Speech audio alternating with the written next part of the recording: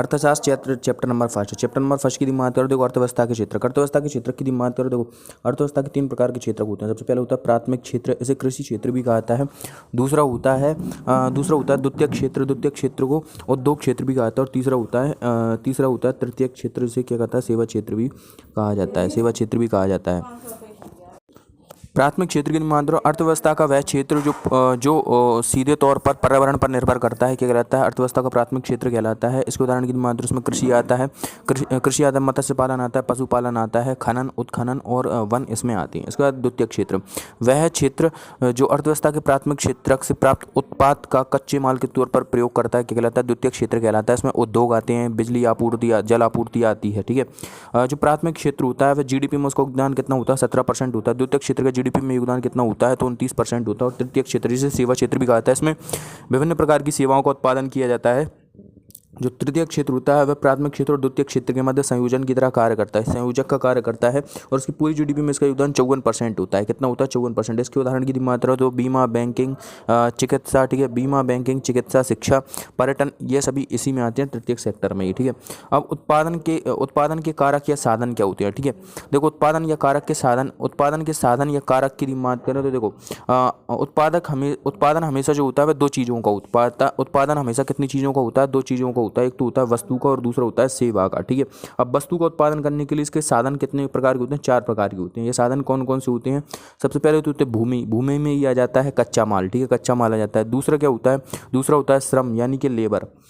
तीसरा होता है पूंजी आ जाता है इसमें, और इसी में ही मशीनें आ जाती हैं। और चौथा साधन जो होता है वह होता है एंटरप्रेन्योरशिप। ठीक है, यानी कि उद्यमशीलता यानी कि रिस्क लेने की क्षमता। ठीक है, उद्यमशीलता। ये उत्पादन के 4 कारक होते हैं, जिनके माध्यम से उत्पादन होता है। और उत्पादन 2 ही चीज़ों का होता है, हमने देख लिया। ठीक है, अब हम देखेंगे अर्थव्यवस्था के प्रकार। तो भिन्न आधार पर अर्थव्यवस्था के प्रकार देखेंगे। सबसे पहला अंतर संबंधों के आधार पर अर्थव्यवस्था। ठीक है, अंतर संबंधों के आधार पर अर्थव्यवस्था 2 प्रकार की होती है। एक तो होती है खुली अर्थव्यवस्था और दूसरी होती है बंद अर्थव्यवस्था। ठीक है, खुली अर्थव्यवस्था। ठीक है, वह अर्थव्यवस्था है जिसमें आयात निर्यात चालू होता है। ठीक है, आयात निर्यात चालू होता है, खुली अर्थव्यवस्था कहलाती है। यानी कि आयात निर्यात किया जाता है। ठीक है, आयात निर्यात किया जाता है।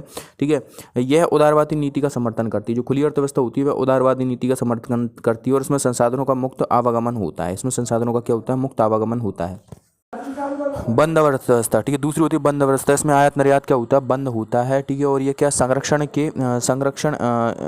ये संरक्षणवादी नीति का समर्थन करती है। ठीक है, संरक्षणवादी नीति का पालन करती है। और इसमें संसाधनों का मुक्त आवागमन पर रोक होती है। ठीक है, इसमें संसाधनों के मुक्त आवागमन पर रोक होती है। उदाहरण की मात्रा उत्तर कोरिया की अर्थव्यवस्था कैसी है, बंद अर्थव्यवस्था है। ठीक है, अब दूसरा आधार आता है संसाधनों पर नियंत्रण के आधार पर अर्थव्यवस्था। ठीक है, संसाधनों के नियंत्रण के आधार पर अर्थव्यवस्था 3 प्रकार की होती है। कौन कौन सी होती है, ठीक है, कौन सी होती है, समाजवादी अर्थव्यवस्था। ठीक है, समाजवादी अर्थव्यवस्था, पूंजीवादी अर्थव्यवस्था और मिश्रित अर्थव्यवस्था। तो समाजवादी अर्थव्यवस्था। ठीक है, समाजवादी अर्थव्यवस्था के जनक किसे माना जाता है, कार्ल मार्क्स को माना जाता है। समाजवादी अर्थव्यवस्था की मात्र इसमें आर्थिक क्रियाकलापों पर सरकार का नियंत्रण होता है। किसका नियंत्रण होता है, सरकार का नियंत्रण होता है। इसमें जो कीमतें निर्धारित की जाती हैं, इसमें कीमतें सरकार द्वारा निर्धारित की जाती हैं। और यह कल्याणकारी अर्थव्यवस्था होती है। ठीक है, इसका उद्देश्य कल्याण करना होता है। उदाहरण की मात्र समाजवादी अर्थव्यवस्था की, तो इसका उदाहरण है रूस यूएसएसआर। ठीक है, इसके बाद दूसरी आती है पूंजी अर्थव्यवस्था। पूंजीवादी अर्थव्यवस्था की मात्र तो इसमें आर्थिक क्रियाओं पर निजी क्षेत्र का नियंत्रण होता है। और इसमें जो वस्तुओं की कीमतें होती हैं, वस्तु और सेवाओं की कीमतें जो होती हैं वह बाजार पर नियंत्रण करती हैं, यानी कि मांग व पूर्ति पर निर्भर करती हैं। इसलिए इसे क्या कहता है, बाजार आधारित अर्थव्यवस्था भी कहा जाता है। और इसका उद्देश्य क्या होता है, आर्थिक लाभ कमाना इसका उद्देश्य होता है। ठीक है, आर्थिक लाभ कमाना इसका उद्देश्य होता है। इसके उदाहरण की बात करें तो यूएसए इसमें आता है। ठीक है, यूएसए आता है, चाइना आता है। ठीक है, यूएसए चाइना जर्मनी जापान ये देश आते हैं। और पूंजीवादी अर्थव्यवस्था का जनक किसे माना जाता है, एडम स्मिथ को माना जाता है। इसको आता है मिश्रित अर्थव्यवस्था। मिश्रित अर्थव्यवस्था में क्या होता है, देखो इसमें आर्थिक क्रियाओं पर सरकार व निजी क्षेत्र दोनों का नियंत्रण होता है। लेकिन जो सरकार होती है उसका सीमित नियंत्रण होता है। ठीक है, और इसका उद्देश्य क्या होता है, इसका उद्देश्य होता है सामाजिक आर्थिक विकास के साथ साथ निजी क्षेत्र को प्रोत्साहन देना इसका उद्देश्य होता है। ठीक है, निजी क्षेत्र को प्रोत्साहन देना इसका उद्देश्य होता है। और उसमें कीमतें दोनों द्वारा निर्धारित की जाती हैं, सार्वजनिक क्षेत्र और निजी क्षेत्र दोनों के द्वारा इसमें कीमतें निर्धारित की जाती हैं। इसके उदाहरण के अंदर भारत, मलेशिया, इंडोनेशिया की अर्थव्यवस्था कैसी है, मिश्रित अर्थव्यवस्था है। है, ठीक है। अब तीसरा आधार कौन सा आता है, ठीक है। देखो, दो आधार तो हमने देख लिए कौन कौन से आधार थे ये। पहला आधार था अंतर संबंधों के आधार पर अर्थव्यवस्था, दूसरा देखा हमने संसाधनों पर नियंत्रण के आधार पर अर्थव्यवस्था, और तीसरी आती है विकास की अवस्था के आधार पर अर्थव्यवस्था, विकास की अवस्था, ठीक है। विकास की अवस्था के आधार पर अर्थव्यवस्था भी तीन प्रकार की होती है, ठीक है। अल्प विकसित, विकासशील और विकसित अर्थव्यवस्था, ठीक है। अल्प विकसित को पिछड़ी अर्थव्यवस्था भी कहते हैं, ठीक है। इसमें इस अर्थव्यवस्था में देखो सबसे ज़्यादा योगदान किसका होता है, कृषि क्षेत्र का होता है। इस अर्थव्यवस्था में सबसे ज़्यादा योगदान कृषि क्षेत्र का होता है, कृषि क्षेत्र का होता है। इसमें उद्योग जो होते हैं वो पिछड़ी हुई अवस्था में होते हैं, ठीक है। और इसमें तकनीकी संसाधनों का अभाव होता है। यहाँ पर प्रति व्यक्ति आय बहुत ज़्यादा कम होती है, ठीक है। प्रति व्यक्ति आय बहुत ज़्यादा कम होती है और गरीबी और बेरोजगारी सबसे ज़्यादा होती है इस अर्थव्यवस्था में, ठीक है।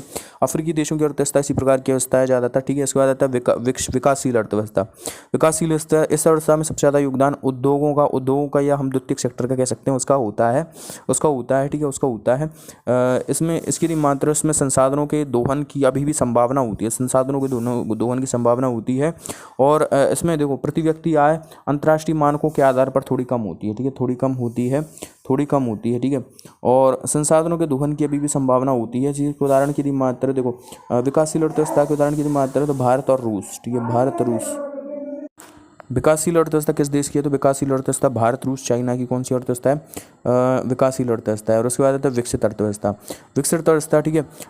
विकसित अर्थव्यवस्था में सबसे ज़्यादा योगदान किसका होता है, तो ये सेवा क्षेत्र का होता है, सेवा क्षेत्र का होता है। इसमें प्रति व्यक्ति आय बहुत अधिक होती है, ठीक है। और संसाधनों का अधिकतम दोहन हो चुका होता है, ठीक है, हो चुका होता है। इसमें इंफ्रास्ट्रक्चर भी उन्नत अवस्था में होता है। उदाहरण की मात्रा अमेरिका, जर्मनी, फ्रांस, ब्रिटेन, इनकी अर्थव्यवस्था कैसी है, विकसित अर्थव्यवस्था है।